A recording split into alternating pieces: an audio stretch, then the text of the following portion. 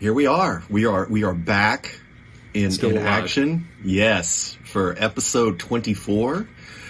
And as usual, when we take a hiatus, a million things are happening that we will never get to everything, but there are, a lot of trailers we're going to watch today,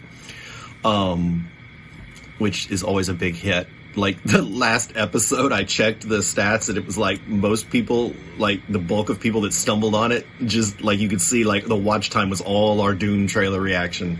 So there's some interesting things with that.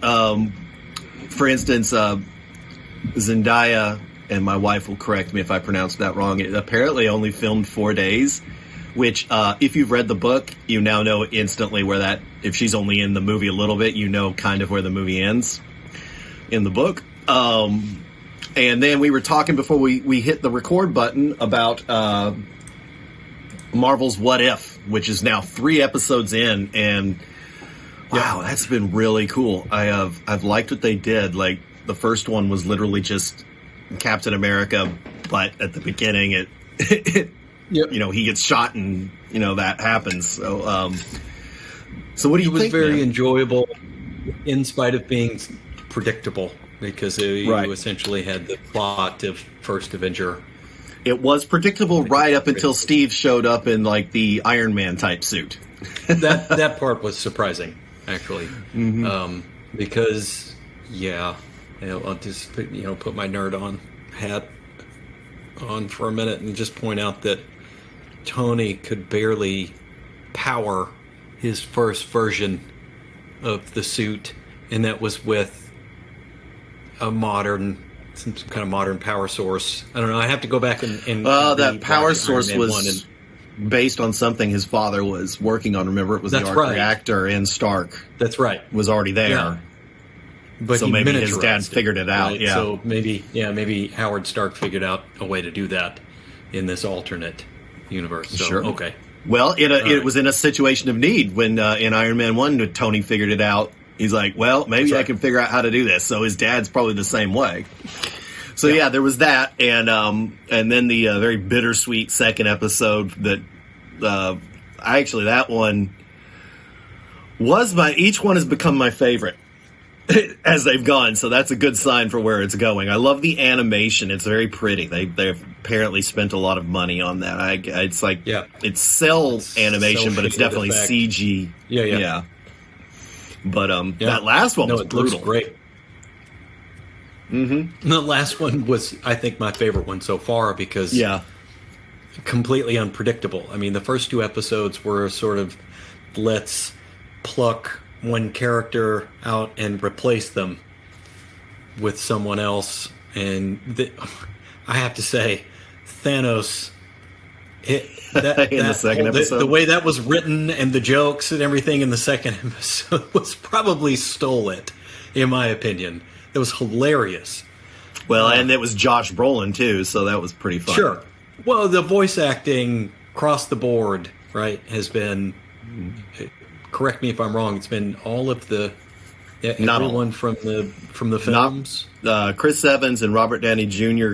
couldn't do it. That's who else was replaced. That was not Liv Tyler in the last episode doing Betsy Ross. That was. Yeah. She did a good job of a Liv Tyler, though. And they really just emphasized, and I think that going forward, we're going to see more and more that the Incredible Hulk movie is going to be emphasized as being part of canon. I mean, in Shang-Chi, which we'll talk about after a couple trailers. Well, it was intended to be. And I think we'd mentioned that before, and sorry if we're getting off on a tangent here, that originally Edward Norton, they had him kind of lined up, queued up, ready to become part of the MCU, and because of other projects and other films, and he wanted a little more control than Marvel was willing to give. Yeah. Exactly. And so that's him, though. He's a very artsy guy. So yeah, that's and we will probably do a more in-depth what if discussion, but we got a lot we're going to get to. But for the last few months, MCU fans and Sony fans and Spider-Man fans have been clamoring. It's like, why are we getting trailers for all this other stuff? Spider-Man is out in December, and we haven't had a trailer yet. Well, finally, the trailer dropped. It is the biggest movie trailer of all time on YouTube views, beating out Avengers Endgame. And wow, so should we just listen? I think it's best we watch this and then talk about it, because there's a lot that happens here. Yep. So I'm going to go ahead and fire this up if you're ready. Yeah. 1, 2, 3, go. Yeah.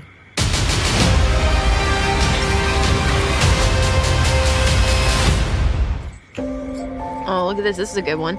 Some suggest that Parker's powers include the male spider's ability to hypnotize females. Stop, come on. Yes, my spider lord. Can we just stay up here all day? It is so crazy down there.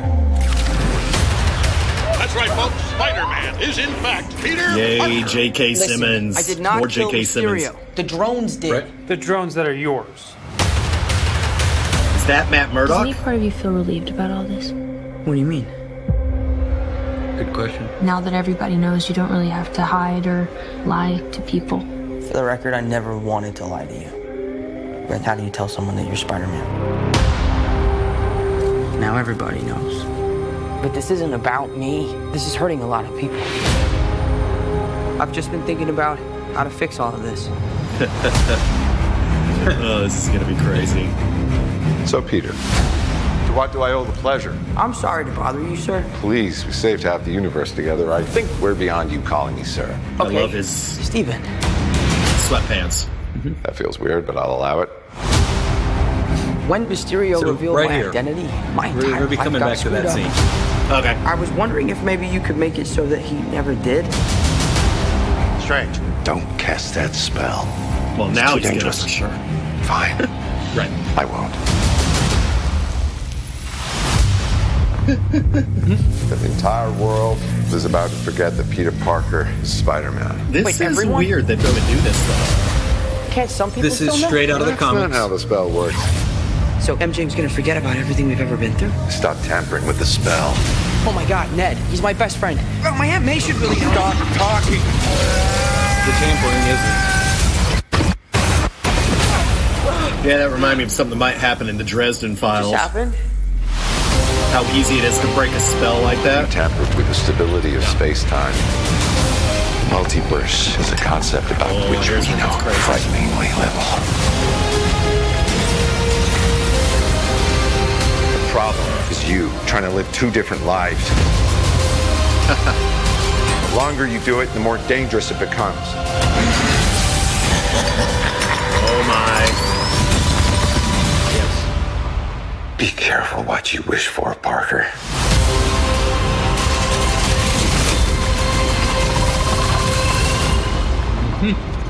Hello, Peter. Right there, someone pointed something out too. Okay. All right. I'm hoping this will just kind of stop. Probably not. Just hit pause. So- okay. You go first. Well, I spent, oh gosh, I don't know, about 10 minutes rolling back and forth, just sort of scrubbing back and forth the trailer here. And I want to get to the scene that I'm talking about. And if you're on the Spider-Man No Way Home, the YouTube, the official site, he is running through what looks like a cafeteria in a black suit. His suit is black. Wasn't that It's all black. Yeah, but didn't he have that suit in the last movie too? That was his stealth suit or something. But that was just like black army fatigues. That he Yeah. was sort of in Are you saying disguise this in might be previous- the Venom connection? Venom. You think Hardy might Possibly. show up in this movie? I don't know that. I just, I think we can speculate, sit here and speculate for an hour all the possibilities that could be, that could pop up in this film, given the heavy multiverse component to it. Yeah. But there's if you go through and just pause and go through frame by frame of this scene where he's running through some kind of lunchroom or cafeteria, it's his Spider-Man suit, but it's all black. Right, And which so is I how think the that's Venom a possibility showed that up we in could the see some beginning. version of Peter with It's really hard to symbiote. tell if it's got the silver like they did in Spider-Man 3. Oh, look at that. I managed to click right on a... All right, now there's some other things that I think I saw confirm. All right, he's casting the spell there. It's really hard to do on this tiny thing. In the comic storyline, sort of canon, right, where they're pulling this from, in Civil War, Spider-Man was convinced by Tony Stark to join up, sign the Superhero Registration Act, and as a result was forced to make his identity public, which brought all manner of criminals out of the woodwork and targeted Aunt May, targeted Mary Jane, just ruined his life. And in the wake of the Civil War storyline, this actually happened in the comics. He went to Stephen Strange, who cast a spell and made the entire world forget who Spider-Man really is. And that included everyone.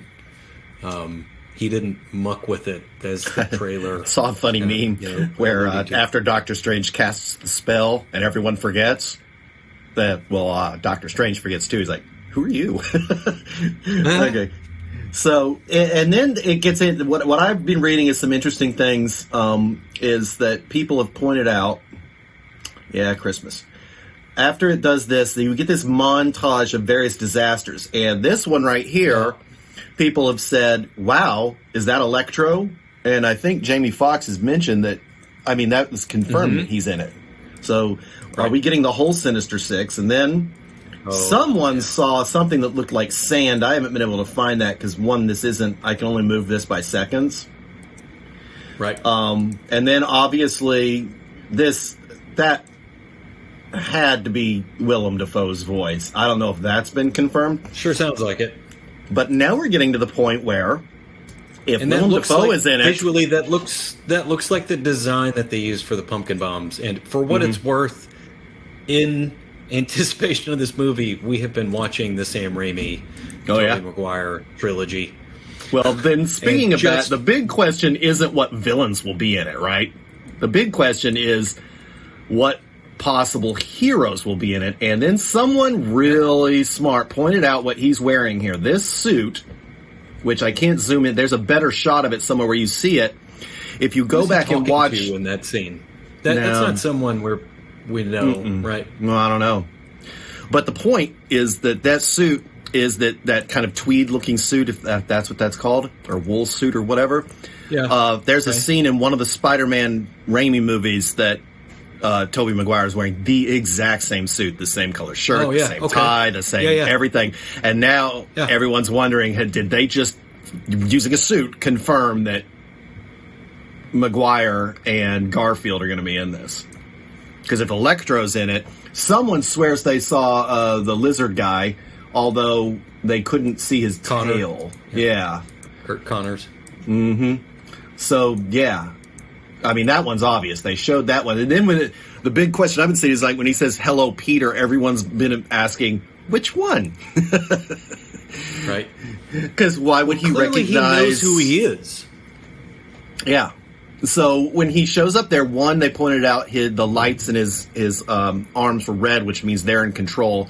So this is directly after the Spider-Man 2, because he had to throw himself in there because the arms had taken control. He kind of got control of them, but So it's going to be a wild ride. I'm looking forward to this. Well, I feel like, much like the Suicide Squad, the trailers are not going to be able to show you anything. Oh, I don't want them to. Yeah. Right. That's all I want to see. Tease it. James Gunn had a terrible time making the trailers for the Suicide Squad because of the first scene. He couldn't spoil the first scene, so he just shows the most random things, and but we'll talk about that later. Oh, that movie was something else. And And honestly, with this, I don't know. It's mostly this is just going to be a lot of speculation. If Garfield and Maguire are in it, I kind of don't want to know. So now I'm like, maybe this should be like they say teaser, which makes me think there'll be more. I mean, they got to market it. But this trailer blew up. They went ahead and said, look, you've been asking for this. Like, they tweeted it and then tweeted it again, and they said, Sony did. And they're like, the official Twitter did. Like, you've been asking for this for so long, you better watch it 1 million times. And they watched it like, I don't know, 34 billion or something ridiculous like that. So, and then I was wondering, it's like, why didn't Warner Brothers use that same marketing for the Justice League movie? It's like, you've been asking for it, so watch it repeatedly. Right. But yeah. Okay. So we are about to get a Marvel movie a month for the rest of the year. Woot. We got Shang-Chi in, less than a week? Is that this week? Yeah, it's coming up.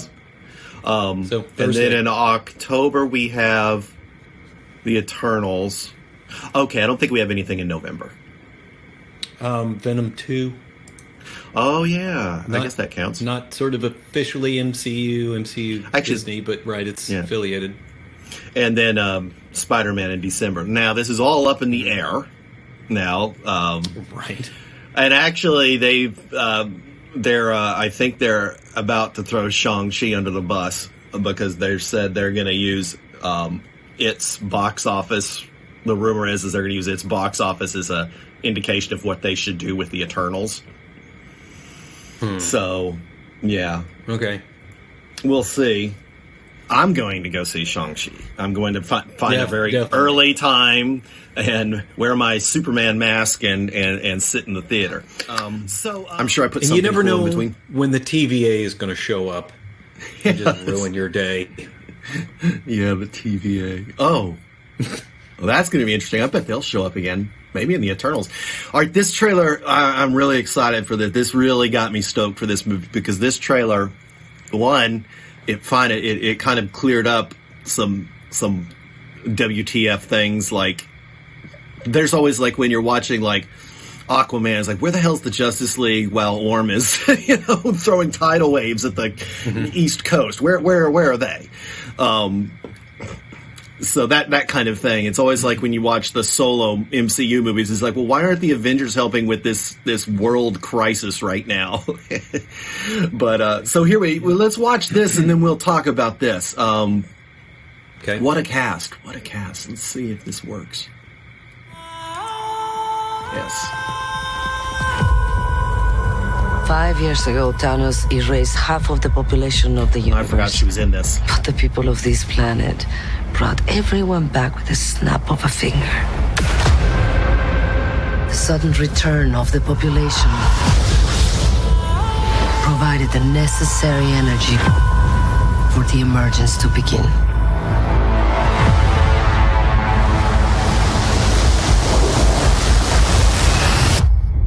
How long do we have?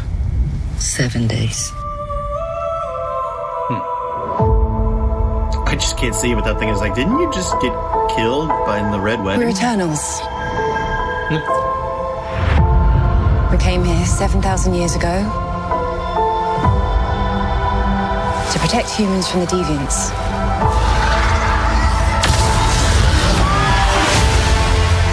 Why didn't you guys help fight Thanos? Or any war, or all the other terrible things throughout history? We were instructed not to interfere in any human conflicts unless deviants are involved. By who? That was cool. Nice. Yeah. Forgot about that. We need to find the others. I haven't seen some of them for centuries. Hi. Hello. This is what the end of the world looks like. At least we have front row seats. You know what's never saved the planet? Your sarcasm.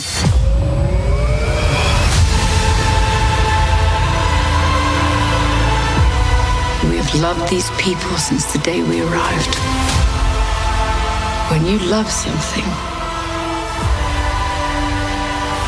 you protect it.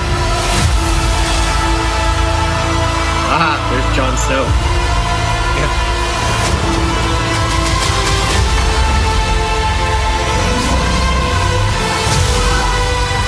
can't protect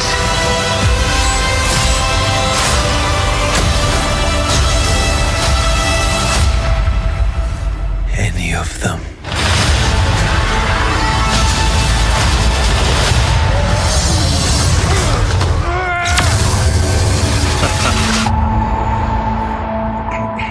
I'm just going to go ahead and say it. And I know built the perfect safe house. Well, what's this even made of? Vibranium?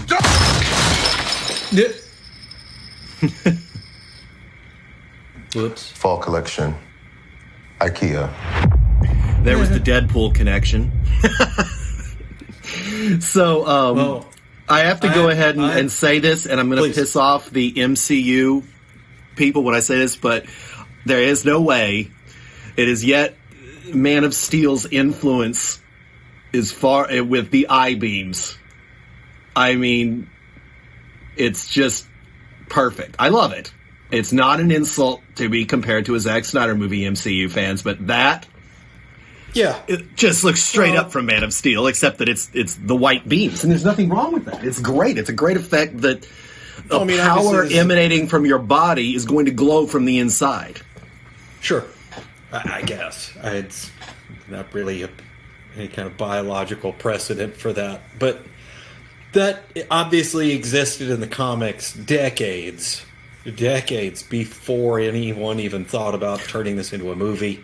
No, I'm talking about the look. They didn't steal I-beams from that, because obviously the heat vision for Superman has existed since I think the 40s is when they started doing that. I'm talking about the effect of when you see it around his eyes, like you could see they really did it in Justice League with Zeus shooting the lightning, and his whole arms glowed from the inside as he shot the lightning bolts.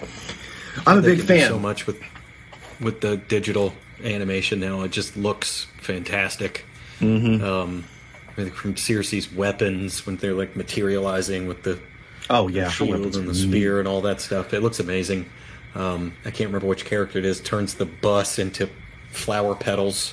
Yes. I don't know anything about, and I'm kind of, I actually ran a poll, which I think only got 5 votes, and it was about Dune, and it's the same thing with this, is I asked the people that are watching it, have you read the book or not?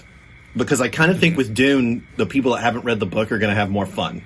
I mean, everyone's going to have fun. It looks like it's great. And it's the same with this. I'm not reading about these characters in the comics. I got a rough idea of what they are. We've talked a bit about what they are. Well, you can check out.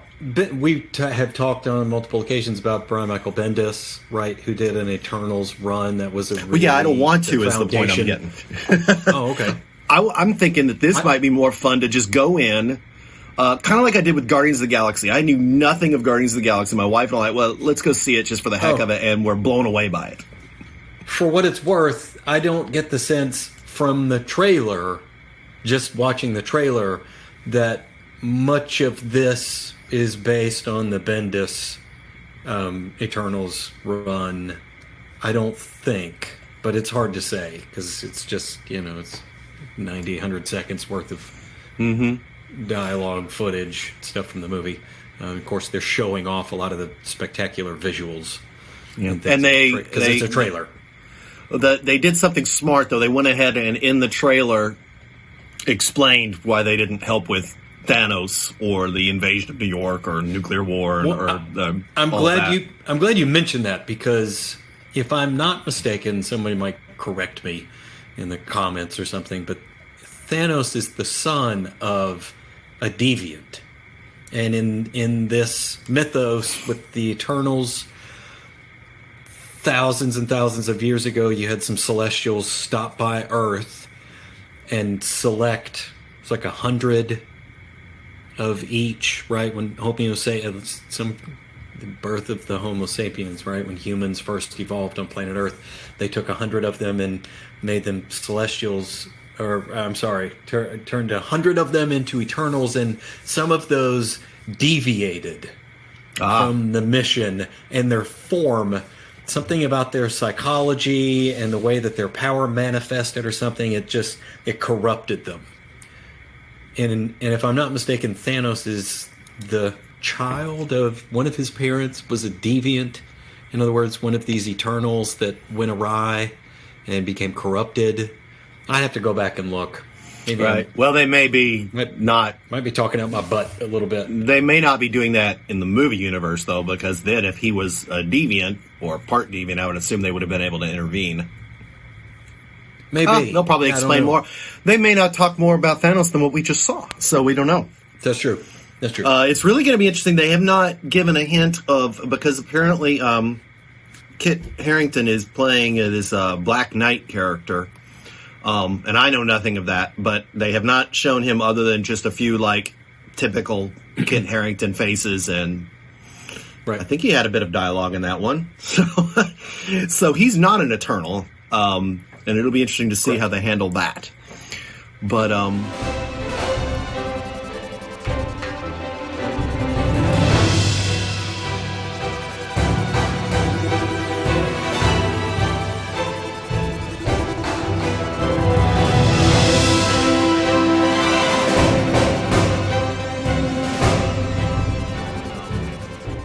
yeah, I figure we can now talk about a few of these things, because the Eternals actually comes after. I don't know why I picked this order. It was fairly... random. I've been hearing really good things about Shang-Chi, and, you know, we're good. Let's just roll right through it. So, yay, special effects. Yeah, so the early reactions came in for this last week, and I've been hearing a lot of things that are getting me more excited about this movie, is that the action is supposed to be like Marvel's best action. Highly inspired by Jackie Chan movies and stunt work. I'm not surprised. A lot of classic, sort of kung fu theater, what they used to call wire action things where guys are floating and flying also, and flipping around off prop roofs tricks. They're in that bus scene. There's one point when he like whips his jacket off to block someone, then pops it back on, and then he's punching people. Very Jackie Chan-esque prop gags. I probably should have put the trailer in there for this one, because much like the Eternals, the last Shang-Chi trailer pretty much sealed the deal for me. I like that they've changed the 10 rings from rings on your fingers to these like power rings on your arms. Yeah. And judging by this picture, it looks as though he scores the rings from his father. Or is that his... Yeah, that's him. So that's going to be interesting. And his father is the traditional Mandarin. That's been confirmed, I believe. But they've said that it's surprising. It's got a lot of heart. Early reactions are generally my best judge of whether or not I'm going to like a movie, because the early reactions are just the people that want to see the movie. So if the early reactions are kind of lukewarm, then that probably means it's not going to be that great. But then again, the early reactions for Black Widow were great, and that movie just the further I get away from that movie, the less. Yeah. I don't know. Maybe I need to rewatch it. Give it another chance. Florence Pugh's good, and David Harbour, so that's good to watch. But oh, look, he exploded. Sorry. What do you think of it? I mean, I know you were. I can't wait. Yeah. And I think I went earlier when we talked about this on a previous episode. I didn't know that much about Shang-Chi. I went and kind of I had only read Shang-Chi. No, Shang-Chi. Shang-Chi. Shang. Shang. Shang. Shang. S-H-A-N-G. Shang.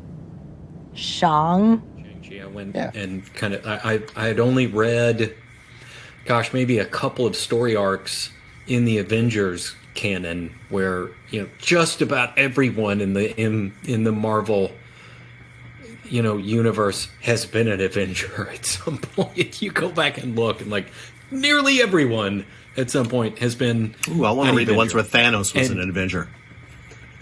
So he's in a couple of the Avengers story arcs. He often overlaps, and I think you're going to get some of that in the movie with the Hand, Elektra, Daredevil, some of those characters, Ronan. Not Ronan the Accuser, but rather the persona that Hawkeye adopts for a time. Adopted. That we got.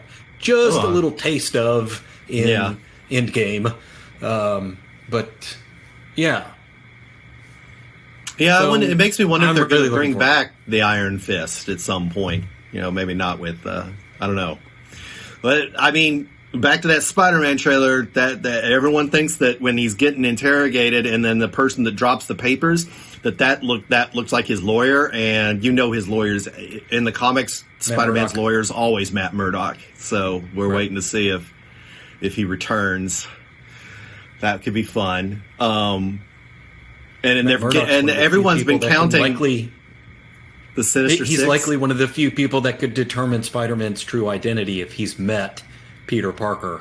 Yeah. And would probably know from the smell and his heartbeat and, all those other sensory things. So he could figure it out after everyone forgot. But anyway, that's back to Spider-Man. That's a tangent. So now we got to switch just for a bit before we get this big Asimov trailer to DC, and there's a couple quick things. First thing is I want to get your thoughts on this crew. I'm just going to go and say we cannot discuss this movie without spoilers, because you can't discuss this movie without spoilers. So it's been a couple weeks. Spoilers are happening. This is the Suicide Squad, the James Gunn sequel. Oh my God. So what did you think? Very funny, but good, dirty fun. Gory. It's very gory, and they let him do whatever he wanted. That's so shocking for Warner Brothers. But now I see what he was talking about when he thanked David Ayer for clearing the path for him by going through hell. Is that they're learning some lessons, but this movie didn't do well in the box office. But I mean, the people that complain about that, there's literally still a pandemic, and the type of people that like these movies are typically the type that don't want to go to a theater if they don't feel safe, so they watch it at home on HBO Max. But so go ahead. It's not. I don't know. I mean, it's not top shelf as far as it's not going to be that memorable. It was a fun popcorn movie that. I mean, I don't know what else to say. And it was rated R, so that's going to always dig into the audience, except for the Joker. But the Joker happened, when there wasn't a pandemic, and it just hit at just the right moment, I guess. Probably on par with Black Widow. Maybe made a little better than Black Widow. Much better than Wonder Woman, the Wonder Woman sequel. Yeah. I don't know. I found this one much more enjoyable than Black Widow because it has a lot actually more died, and then oh goodness, the King Shark, Sylvester Stallone, and Ratcatcher 2 really stole the show in this one. Actually, Cena was great. Peacemaker. I'm now actually intrigued by that HBO Max series. But let's talk about the surprises now. We haven't done any spoilers, so let's get into the surprises. So the first one, obviously, is this opening scene, right? Where you have Harley and Boomerang and all these people that they've shown in the trailer, and they all get killed except for Rick Flag and Harley Quinn in the opening scene. Yep. So that was amazing, that whole sequence, and then we get to meet the real team, which is this crew here. And then they have to go rescue Rick Flag, which had the next surprising scene when they go into this camp and murder everybody, and it turns out they were not bad guys.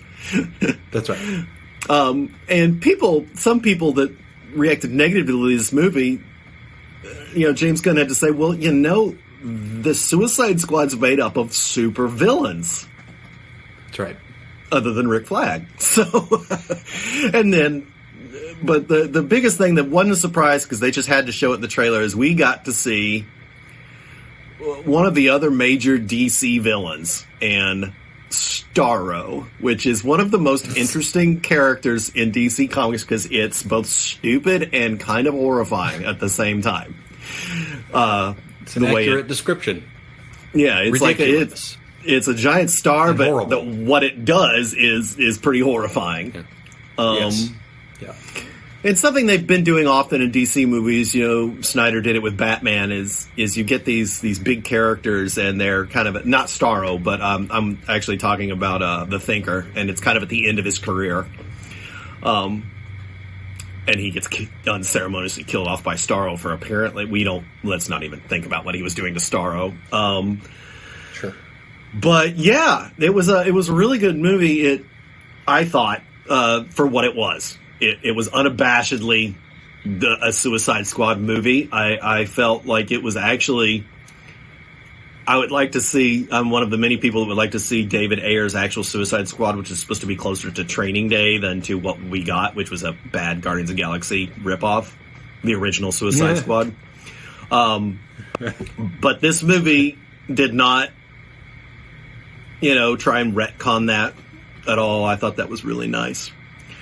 And then the last thing I want to mention before we get into this Asimov trailer, which we will have a brief break before we do, is I don't know if you heard this news right here, but we mentioned it the last time last episode. You mentioned it, but I didn't know.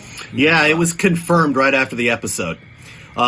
They are finally listening to the fans. At least the HBO Max part is, and there's going to be a Black Canary show. Okay. And she's returning to her role, and Birds of Prey, which I really need to rewatch. That movie actually is probably one that's really rewatchable. She was a standout in that cast, so I'm really excited for this. And it was again, very similar in tone, very, very similar to the Suicide Squad. Mm-hmm. Like dark humor, gritty, a lot of violence, still funny. The pacing and the writing and the jokes were lined up really well, so that despite some gore here and there and some really revolting things that happened, you just kind of chuckling and laughing. They exploded the what was his name, the Black Mask or whatever, was so hilarious. Which is sad because it was like brutal. But yeah, Kathy Yan is another director also that was a victim of Warner Brothers. So I don't think we got to see her true vision for the Birds of Prey movie either. It was still good though. But yeah, the DC works best because their characters are, and we've talked about this many times, DC works best when it is gritty. Man of Steel, Superman, is this ludicrously cheerful character in the comics. And if they tried to do that like they do in the MCU, it would be hard to swallow. And actually the MCU doesn't do that either. Captain America, you go back and watch the first Avenger, and that movie's pretty dark in places. I mean, pretty violent. There's one point when they throw one of the Hydra pilots into this prop and just like explodes in midair. It's like... Yeah. And they make the Cap suit darker in that movie too. So his introduction, but all of DC is, there's not really many grounded DC characters that you kind of gotta, or like with Aquaman, you gotta really dive unabashedly, unembarrassed into the ridiculousness of it. Like when the best scene in Aquaman, or one of the funnest scenes in Aquaman, is when he shows up in the Aquaman armor, and it's orange and gold and green, and then Jason Momoa makes it work. So yeah, so we're going to take a brief pause here and then come back, and this is something that Scott has been telling me about, and I'm excited for. We will talk about this Foundation trailer really quick, and then I don't know. We'll be right back. Mm-hmm. Stop that one. Okay, so we're back, and I didn't hit the next thing. Here we go. So we're back, and this is dropping on Apple TV Plus, which I'm going to throw a shout out. We've had Apple TV Plus for, I don't know, since they offered that family plan that has everything with Apple Music and Apple Arcade. Mm-hmm. And we have been like, oh, we're interested in that show, and we're interested in that show, and we haven't watched anything. Well, we finally broke the seal on the Apple TV Plus to watch a show called Ted Lasso. Have you seen this show? Yeah. Oh, my God. This show is brilliant, and I just forgot we have an episode we haven't watched yet that dropped last Friday. Yeah. We caught up. We didn't see the first season. And it like surprised us when we caught up. We caught up like early in the week. Let's watch some Ted Lasso. And it's like the next episode's Friday. It's like, oh, because that show is awesome. Brilliant. Yep. Brilliant. So and it's been nominated for Emmys left and right. Like I can see it. I love Coach Beard. He's my favorite. Yep. Coach Beard is the best. But cast is great. And now I have to ask, have you seen C? Because now I want to see that, because the season 2 is going to have Batista in it playing Momoa's brother. So I kind of want to watch that. Okay. I haven't seen a serious thing. But anyway, on that note, they are bringing us a lot of these streaming like Amazon's bringing us Lord of the Rings. Right. Technically, HBO Max is bringing us Dune, much to the chagrin of the director. But Apple has brought us Foundation. Has this ever been done? This is based on the Asimov book series. Ever been done? That's right. No, they did that. And still, when I originally mentioned this, I've not read the original, the book, the source material. All I've ever heard about it is that it was a big influence on a lot of the mainstream science fiction film writers, screenwriters. It was an inspiration for a lot of movies. Yeah. Most namely, George Lucas and Star Wars was apparently a big influence on him. Huh. So, all right, let's check out this trailer. Okay, here we go. Trailer time. This is my first viewing. I'm excited. When I was a child at the edge of the galaxy, I heard stories about a man who could forecast the future. I enjoyed that actor. But the story remained dark to me until many years later. Like an orbital until it became my story.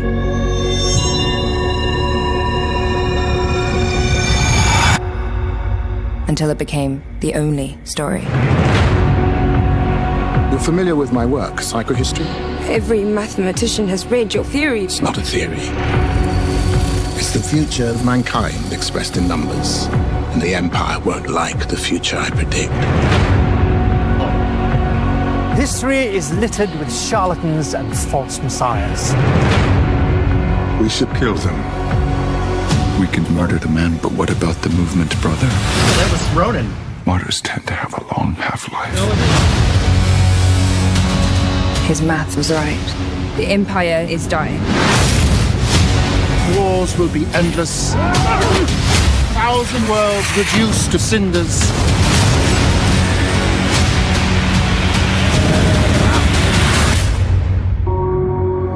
Change is frightening, especially to those in power. But we can soften the fall. So what's the plan? Many years from now, if humanity is to climb from the ashes, the coming generations will need the knowledge to build upon, a foundation. We must preserve only the most essential pieces of civilization. Deciding what is remembered, what is forgotten. We are now staring down the barrel of a crisis. This is the plan.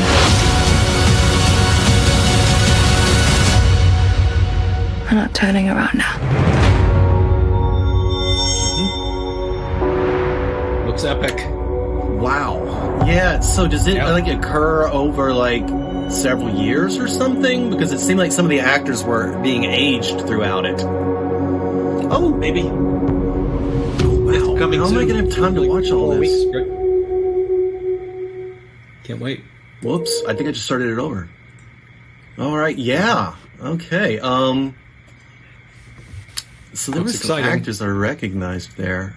I mean, I hate that I called this poor guy Ronan because he's been, the first thing I saw him in, Pushing Daisies. Okay. And I never connected him as being the same guy that is sweet, nice guy from Pushing Daisies is Ronan the Accuser, and now is he supposed to be some sort of emperor or something here? Well, I don't know. Because they showed a kid, then they showed him, and I kind of got the idea maybe they're the same person, but I don't know. I haven't read the books, and I am the opposite I like to, for instance, with The Expanse, I will watch the season, which I know we forgot about that. We haven't watched the last season, but I'll watch the season, then read the book. And I find that's more rewarding than reading the book and then complaining about the show, not having everything in it. Yeah. Right. No, I get that. Absolutely. I can't agree more, because almost always the source material is going to be better than, there's so much that has to happen in the editing and rewriting and trimming things and internal monologues and characters' thoughts and things that don't make any sense for a writer to try to translate into dialogue and things like that. And you can't have just 30 or 45 minutes of scenes in a movie of a character standing around where their thoughts are being played as, I mean, unless it's a film noir. Mind reading.